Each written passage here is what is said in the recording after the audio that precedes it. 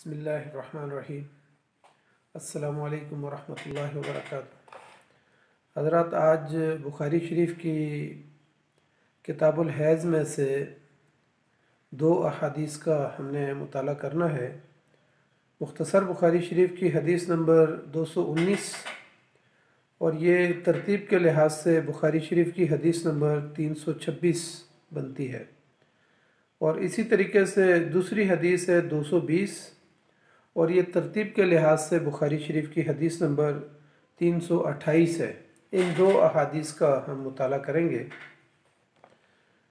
अन उम्मे अतियत रज़ियल्लाहु अन्हा क़ालत कुन्ना ला नउद्दुल कुदरत वस्सुफ़रत शैआ, रवाहुल बुखारी। अन आयशा रज़ियल्लाहु अन्हा ज़ौजिन नबी सल्लल्लाहु अलैहि वसल्लम अन्नहा क़ालत लिरसूलिल्लाहि सल्लल्लाहु अलैहि वसल्लम या रसूलल्लाह इन्न सफ़िय्यत बिन्त हुयई क़द हाज़त। क़ाल रसूलुल्लाह सल्लल्लाहु अलैहि वसल्लम लअल्लहा तहबिसुना अलम तकुन तवाफ़त मअकुन्ना फ़क़ालू बला क़ाल फ़ख़्रुजी, रवाहुल बुखारी। पहली हदीस में हज़रत उम्मे अतिया रज़ियल्लाहु ताला अन्हा फरमाती हैं, उन्होंने कहा कि हम अपने हैज़ में मटियालापन और जर्दी को कुछ भी नहीं समझते थे, यानी उसे हम हैज़ ख्याल नहीं करते थे। दूसरी हदीस में तवाफ़ अफ़ाज़ा के हवाले से है कि अगर हाइज़ा औरत है और उसने तवाफ़ अफ़ाज़ा कर लिया है तो उसके बाद उसने तवाफ़ विदा अभी नहीं किया, तो उस सूरत में हाइज़ा के लिए क्या अहकाम है। नबी सल्लल्लाहु अलैहि वसल्लम की ज़ौजा मुहतरमा हज़रत आयशा रज़ियल्लाहु ताला अन्हा फरमाती हैं कि उन्होंने रसूलुल्लाह सल्लल्लाहु अलैहि वसल्लम को बताया कि आपकी अहलिया मुबारका दूसरी मुहतरमा सफ़िया बिन्त हुयई को हैज़ आ गया है। तो आप सल्लल्लाहु अलैहि वसल्लम ने फरमाया कि शायद वो हमें रोक रखेगी, लेकिन फिर आप सल्लल्लाहु अलैहि वसल्लम ने उनसे पूछा कि हज़रत सफ़िया रज़ियल्लाहु ताला अन्हा ने क्या तुम्हारे साथ तवाफ़ यानी तवाफ़ इफ़ाज़ा वो किया है या कि नहीं। तो हज़रत आयशा रज़ियल्लाहु ताला अन्हा ने फरमाया कि वो तवाफ़ वो कर चुकी हैं। तो फिर आप सल्लल्लाहु अलैहि वसल्लम ने फरमाया कि फिर चलो, क्योंकि तवाफ़ विदा हाइज़ा के लिए ज़रूरी नहीं है, यानी यहाँ पर हाइज़ा के लिए तवाफ़ विदा में से उसको रुख्सत दे दी गई। यानी ये दो अहादीस हैं जिसमें एक तो हैज़ के रंगत के बारे में बताया गया, और चूँकि हैज़ की रंगत के ऊपर ही ख़वातीन इस्लाम ये फ़ैसला करती थीं कि आया हैज़ बाकी है या हैज़ ख़त्म हो गया है। तो हैज़ के खून का जो रंग है वो कभी स्याह रंग होता है, कभी सुर्ख रंग होता है, पीला रंग होता है, मटियाला रंग है, सब्ज़ रंग है, और इसी तरीके से खाकी रंग जो है ना, ये यानी हैज़ के खून की रंगत जो है मुहद्दिसीन और फ़ुक़हा ने इसकी 6 रंगतें बयान की हैं। खून का ज़ाहिर असली रंग तो सुर्ख है, लेकिन जब खून पतला हो जाता है तो वो पीला रंग इख्तियार कर लेता है। इसी तरीके से अय्याम हैज़ में कभी खून का रंग पीला और मटियाला भी होता है। इमाम अबू हनीफ़ा और इमाम मोहम्मद रहमतुल्लाह अलैह के नज़दीक मटियाला रंग जो है ये भी हैज़ ही का खून है। फिर इसी तरीके से इमाम अबू मंसूर ने कहा है कि औरत अगर सब्ज़ रंग का हैज़ देखे और अगर ये हैज़ की इब्तिदा में है तो वो हैज़ है, और अगर हैज़ के आखिरी अय्याम में है तो कहा कि फिर वो हैज़ नहीं है, इस्तिहाज़ा है। जमहूर उलमा और मुहद्दिसीन और इमाम बुखारी रहमतुल्लाह अलैह का मौक़िफ़ ये है कि पीला और मटियाला रंग जो है ये अय्याम हैज़ में हैज़ है, यानी अय्याम हैज़ के दौरान अगर पीला रंग वो देखती है तो इसको हैज़ ही तसव्वुर किया जाएगा। लेकिन अगर वो अय्याम हैज़ के आखिर में देखे तो वो हैज़ नहीं होगा, बल्कि वो हैज़ से औरत फारिग हो चुकी होगी और उस पर फिर शरीयत के अहकाम लागू हो जाएंगे। इस मौक़िफ़ में हज़रत अली रज़ियल्लाहु ताला अन्हु हज़रत सईद बिन मुसैयब, अता, हसन बसरी रहमतुल्लाह अलैह, और इसी तरह इब्न सिरीन, सुफियान सोरी, और इमाम औज़ाई, लेस, इमाम अबू हनीफ़ा रहमतुल्लाह अलैह, और इमाम शाफ़ी रहमतुल्लाह अलैह, और इमाम अहमद रहमतुल्लाह अलैह, और इसी तरीके से इमाम बुखारी रहमतुल्लाह अलैह, ये तमाम जितने भी मुहद्दिसीन और फ़ुक़हा हैं, इन तमाम का मौक़िफ़ यही है। जबकि उसके मुकाबले में इमाम यूसुफ रहमतुल्लाह अलैह ये फरमाते हैं कि पीला और मटियाला रंग का जो हैज़ है, उसकी इब्तिदा में वो हैज़ नहीं है, जबकि हैज़ के आखिर में वो ये कहते हैं कि अगर वो ये रंगत देखेगी औरत तो उसको हैज़ तस्वर किया जाएगा। इमाम यूसुफ रहमतुल्लाह अलैह इस हदीस से दलील पकड़ते हैं कि जिसमें कहा गया है कि पीले और मटियाला रंग जो है वो हैज़ के आखिरी अय्याम में खून है, यहाँ तक कि औरत सफ़ेदी, बिल्कुल पाकी और सफ़ेदी को देख ले, तो यानी सिर्फ इमाम यूसुफ रहमतुल्लाह अलैह ने इसको जो है वो हैज़ करार दिया है,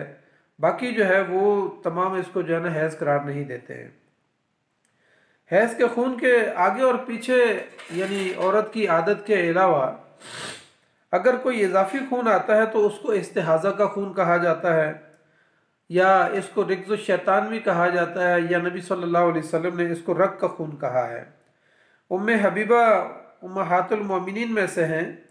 उनको 7 साल तक मुसलसल इस्तिहाज़ा का खून आता रहा, तो उन्होंने नबी सल्लल्लाहु अलैहि वसल्लम से इसके बारे में पूछा, तो आप सल्लल्लाहु अलैहि वसल्लम ने उनको फरमाया कि ये रग का खून है और आप गुस्ल करके नमाज पढ़ लिया करें। अब यहाँ से उम्मे हबीबा रहमतुल्लाह यानी उन्होंने ये समझा, उम्महातुल मोमिनीन में से हैं, उन्होंने ये समझा कि यानी हर नमाज के लिए गुस्ल करना है, और उन्होंने हर नमाज के लिए फिर गुस्ल किया, मुसलसल वो गुस्ल करती थी और नमाज पढ़ती थी। बाज़ फुक़हा और मुहद्दिसीन ने कहा कि नहीं, उनको दिन में 3 मरतबा जो है वो गुस्ल करना चाहिए 5 के बजाय, यानी कहा कि फ़जर की नमाज के लिए गुस्ल कर लें और उसके बाद फिर जमा बैन सलातैन करें, गुस्ल करके ज़ोहर और असर को इकट्ठा पढ़ लें, और इसी तरीके से गुस्ल करके मगरिब और इशा को वो इकट्ठा कर सकती हैं। बाद मुहद्दिसीन और फ़ुक़हा ने यह कहा है कि नहीं, वो दिन में एक ही मरतबा गुस्ल कर लें, लेकिन अल्लामा बदरुद्दीन ऐनी रहमतुल्लाह अलैह फरमाते हैं कि दरअसल ये हदीस मनसूख हो चुकी है, और फ़ातिमा बिनते अबी हुबैश की जो हदीस थी उसने इसको मनसूख कर दिया है, क्योंकि हज़रत आयशा रज़ी अल्लाह तआला अन्हा ने नबी अकरम सल्लल्लाहु अलैहि वसल्लम के ज़माने के बाद, यानी नबी सल्लल्लाहु अलैहि वसल्लम की वफ़ात के बाद हज़रत फ़ातिमा बिनते हुबैश रज़ी अल्लाह तआला अन्हा की हदीस के मुताबिक फ़तवा दिया, और उन्होंने कहा कि औरत जो मुस्तहाज़ा है और उसको इस्तिहाज़ा का खून आता है, तो वो हर नमाज के लिए गुस्ल नहीं करेगी, बल्कि वो हर नमाज के लिए वज़ू करेगी। तो उन्होंने जो है ना हर नमाज के लिए वज़ू करने के लिए कहा। तो इस तरीके से हज़रत आयशा रज़ी अल्लाह तआला अन्हा ने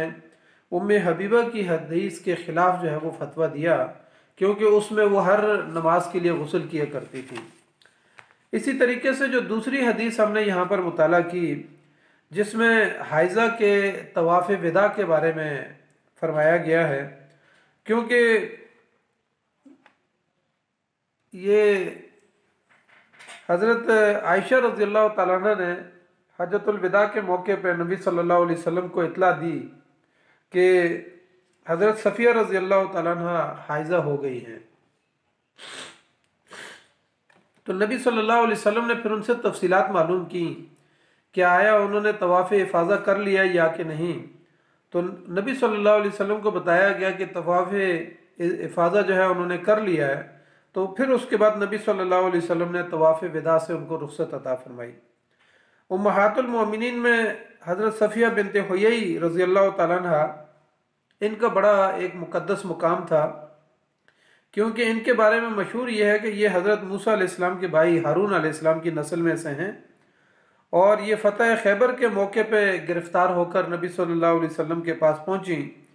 लेकिन इनके मुकाम और मर्तबे की वजह से नबी सल्लल्लाहु अलैहि वसल्लम ने इनको आज़ाद कर दिया, और आज़ाद करने के बाद इनके साथ निकाह कर लिया, और फिर इनकी आज़ादी ही को जो है महर ठहराया नबी सल्लल्लाहु अलैहि वसल्लम ने। तो इनसे 10 अहादीस मरवी हैं। इमाम बुखारी रहमतुल्लाह अलैह ने इनसे एक हदीस को लिया है और इनके बारे में मशहूर यह है कि ये 36 हिजरी में या बाज़ रवायात के मुताबिक 60 हिजरी में इनका इंतकाल हुआ। चूँकि हज़रत सफ़िया बिनते हुयई रज़ी अल्लाह तआला अन्हा ये ज़ुल्हज्जा की 10 तारीख़ को तवाफ़ इफ़ाज़ा करने के बाद यानी तवाफ़ ज़ियारत करने के बाद हाइज़ा हुई थी और बाकी उम्महातुल मोमिनीन के साथ तवाफ़ इन्होंने कर लिया था। तो फिर उसके बाद चूँकि ये तवाफ़ जो है ये हज के बुनियादी अरकान में से है, तो जब नबी सल्लल्लाहु अलैहि वसल्लम को इत्तला दी गई तो आप सल्लल्लाहु अलैहि वसल्लम ने तवाफ़ विदा से इनको रुख्सत अता फरमा दी और फिर नबी सल्लल्लाहु अलैहि वसल्लम ने सारे काफ़िले को चलने के लिए कहा कि आप यहाँ से रुख्सत हो सकते हैं। इसका मतलब यह है कि अगर किसी ने तवाफ़ इफ़ाज़ा नहीं किया हुआ और वो औरत हाइज़ा हो जाती है, यानी उसने हज मनासिक के हज तो बाकी मुकम्मल कर लिए हैं लेकिन ये तवाफ़ ज़ियारत और तवाफ़ इफ़ाज़ा नहीं किया, तो उस सूरत में औरत के लिए हुक्म यह है कि वो मक्का मुकरमा में रुकी रहेगी जब तक कि वो पाक ना हो जाए और ये वाला तवाफ़ ना कर दे, तवाफ़ इफ़ाज़ा।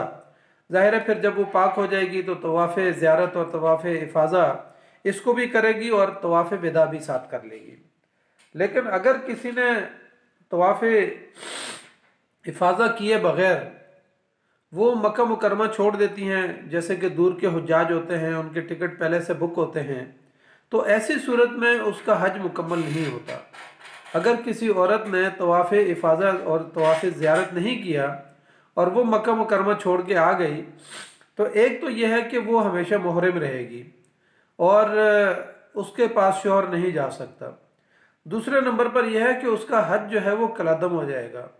क्योंकि तवाफ़ इफ़ाज़ा हज के बुनियादी अरकान में से है। इसलिए ख़वातीन इस्लाम को इस बात की तरफ ख़ास तवज्जो करनी चाहिए कि 10 ज़िलहज का जो तवाफ़ है उसको लाजमन पहले और जल्दी मुकम्मल कर लेना चाहिए, या दूसरी सूरत में अगर वो हाइज़ा हो जाए तो फिर उनको जो है पाकी हासिल करके उसके बाद ये तवाफ़ मुकम्मल करके मक्का मुकरमा को छोड़ना चाहिए। दरअसल ये दोनों वाक़यात यानी हज़रत आयशा रज़ी अल्लाह तआला अन्हा जब मदीना मुनव्वरा से चली और रास्ते में उन्होंने हज तमत्तु की नीयत की और मकाम सर्फ पर वो हाइज़ा हो गई, तो उसके बाद जो है ना नबी सल्लल्लाहु अलैहि वसल्लम ने यानी जिस वक़्त लैलतुल अरफा आ गई तो उन्होंने नबी सल्लल्लाहु अलैहि वसल्लम से बात की और कहा कि मैं तो उम्रे की नीयत से बैठी हुई हूँ।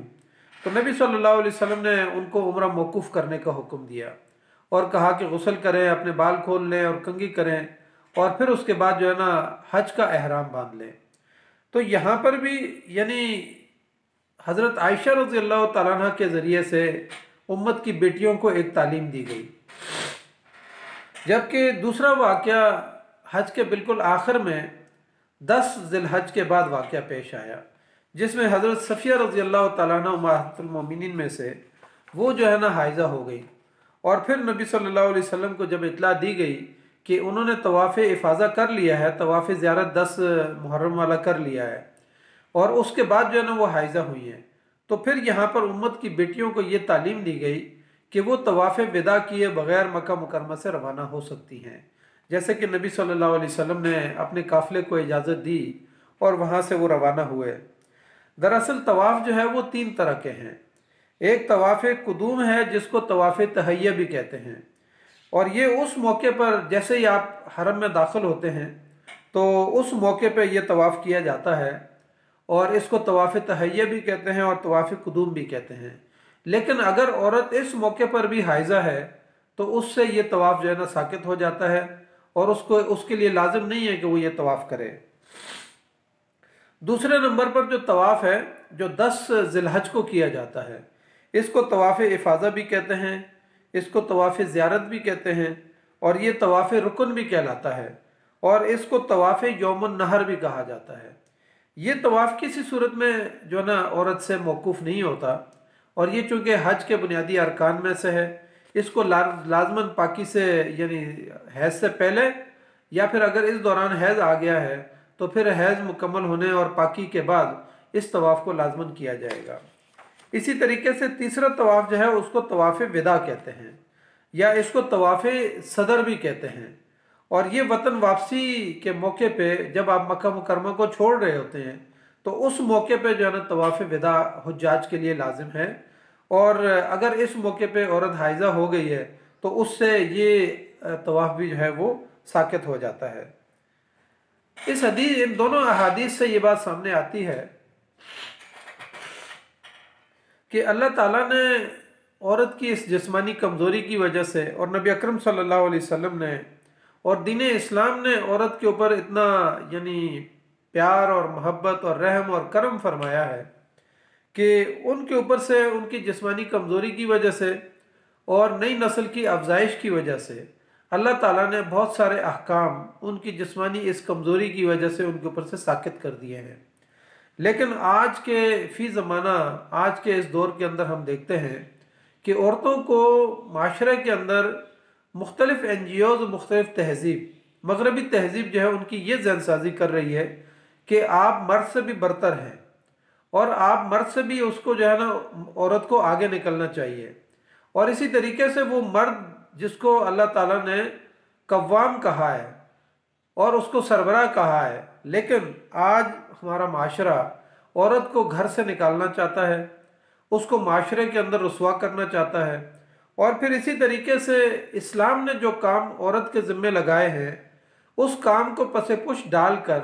माशरे में औरत को ये तालीम दी जा रही है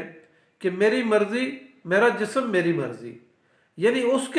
उसकी तालीम दी जा रही है। और औरत को कुरान तो ये कहता है वक़र्न फ़ी बुयूतिकुन्न कि औरत अपने घर के अंदर ठहरी रहे, या अगर घर से निकलना है